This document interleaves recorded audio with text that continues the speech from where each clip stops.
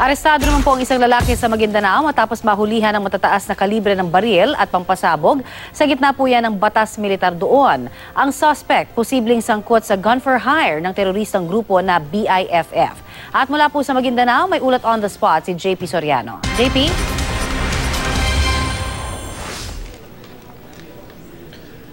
At Connie, update lang tayo ng kaunti dito sa nagaganap na pagkukulit ng data ng One with Marawi ARMM hotline call center. At sa latest update na nakuha natin mula kay ARMM Governor Mujib Hataman ay sa latest development, sa latest datos mula 84,000 plus kahapon na mga internally displaced person ay umaabot na as of 11 PM kahapon ay kagabi ay sa 176,920 yung mga internally displaced person o yung mga apektadong individual dahil sa kaguluhan sa Marawi. Katumbas ito, Connie, ng mahigit 35,000 na pamilya at bumaba naman, Connie, yung bilang ng mga stranded o yung mga naipit nating kababayan dun sa Marawi matapos nga ma-rescue ng ARMM ang mahigit 1,000 katao. Sa kabila ng umiiral na martial law sa Mindanao, nasa batang matataas na kalibre ng baril at pampasabog mula sa isang lalaking may patong-patong na arrest warrant kaugnay sa gun running at bentahan ng iligal na droga sa ilang bahagi ng Maguindanao. Ang sospek na si Mike Decolano ay naaresto kahapon sa isang barangay sa Dato Odinsin Suat, Maguindanao ng pinagsanib na operasyon ng militar at pulis. Nakuha sa sospek ang ilang matataas na kalibre ng baril at pampasabog gaya ng M16 Bushmaster, M16 rifle, kalibre 45 at 4 rifle grenade. Ayon sa CIDG ARMM at 6th Infantry Division ng Army, isang level 3 drug personality ng Cotabato City ang sospek at posibleng sangkot din sa gun for hire ng terrorist group na BIFF.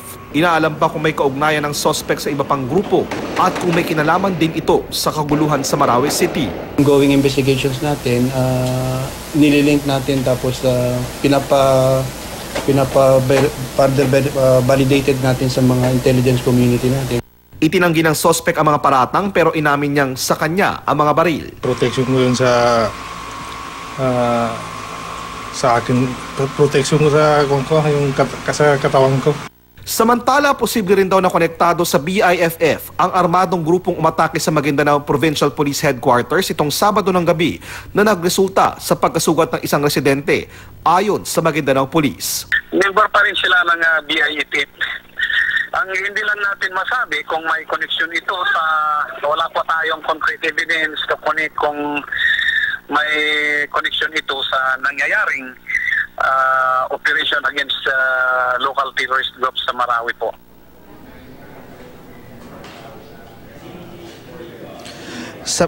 Samantala, Connie, yan nga yung mga nangyayaring resulta ng mahigpit na seguridad na pinaiiral dito sa Maguindanao at ARMM. Pero dito sa ARMM, One with Marawi Hotline Call Center ay tuloy-tuloy lang ang pagtanggap ng tawag ng ating mga kababayan mula doon sa mga naipit pa rin sa Marawi at 24 oras nga ang kanilang operasyon. Samantala, 2 individual ang nahuli sa isang checkpoint sa may barangay Neta Datu sa may Datu Unsay, Maguindanao matapos ng mahulihan ng baril at pinaghihinala ang shabu. Inimbestigahan na sila ngayon at nananawagan nga ang gobernador ng ARMM sa mga taga Maguindanao at iba pang probinsya na huwag na magdala ng baril. At narito nga ang pahayag ni ARMM Governor Mujib Hataman. Doon sa ating mga kababayan na meron kayong lagi at mahilig magdala ng inyong mga sandata habang lumalakad dahil maaring takot kayo sa mga kalaban nyo. Pakiusap, ilagay na lang sa bahay dahil kung ang security rin ang pinag-aalinlangan nila sa daming checkpoints sa mga lugar dito sa Maguindanao at sa ibang area.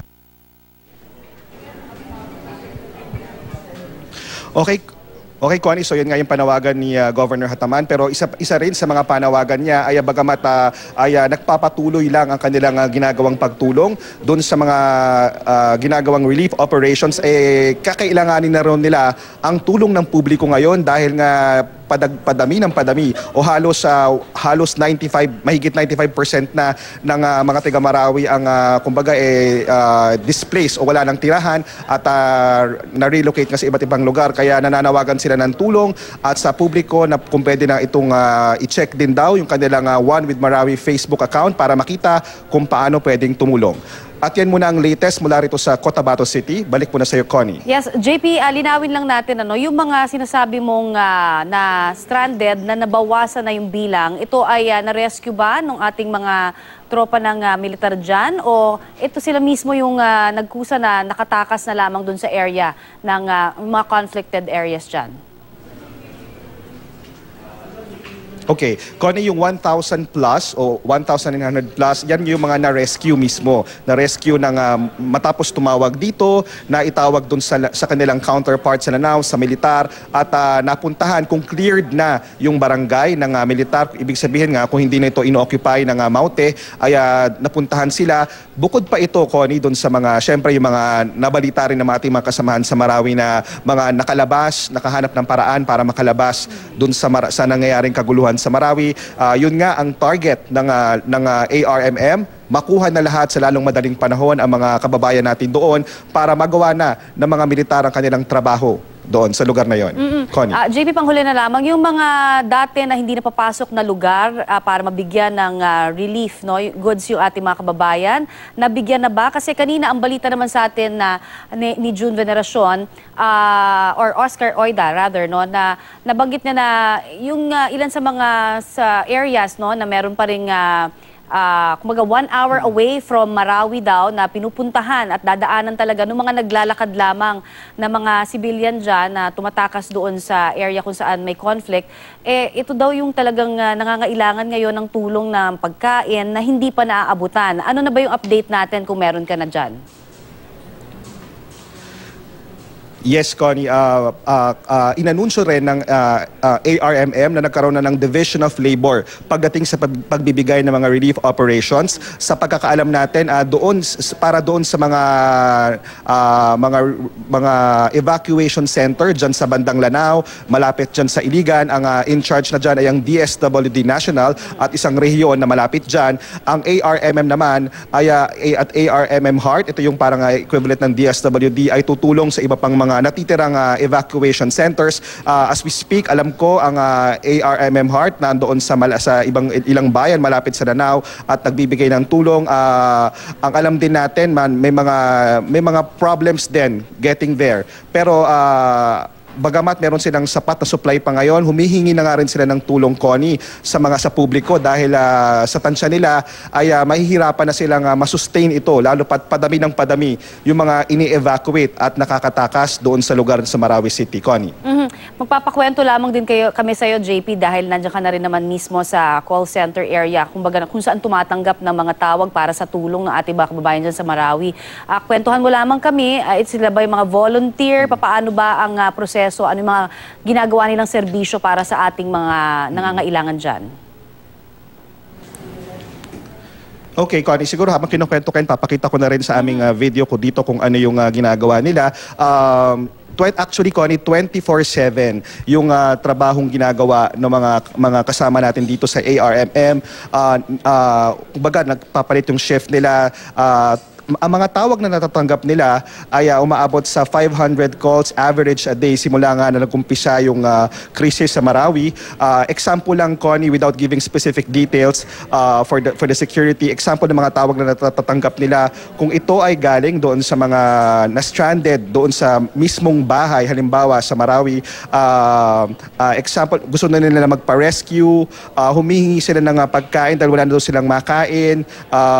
Meron din nagsabi, tumawag na nakikita na raw nila yung Maute sa harapan ng bahay nila. May nagbanta pa nga raw na sisirain yung pintuan. May nagsabi din na nagtatanong, mga kamag-anak naman, nagtatanong na dati nakokontak pa nila yung kamag-anak nila, ngayon hindi na. So ganyan yung mga klaseng tawag na nare-receive. Pero may proseso ito, nililista nila yung mga pangalan, vina-validate, vini-vet. Syempre may mga security concerns din dyan na at stake. At yan ay agad nilang tino-turn over sa kanilang mga counterparts doon sa Lanao at sa Marawi City. Connie? JP, napakaganda nung nakita nating report mo kanina tungkol sa pagtutulungan ng mga Muslim at Kristiyano.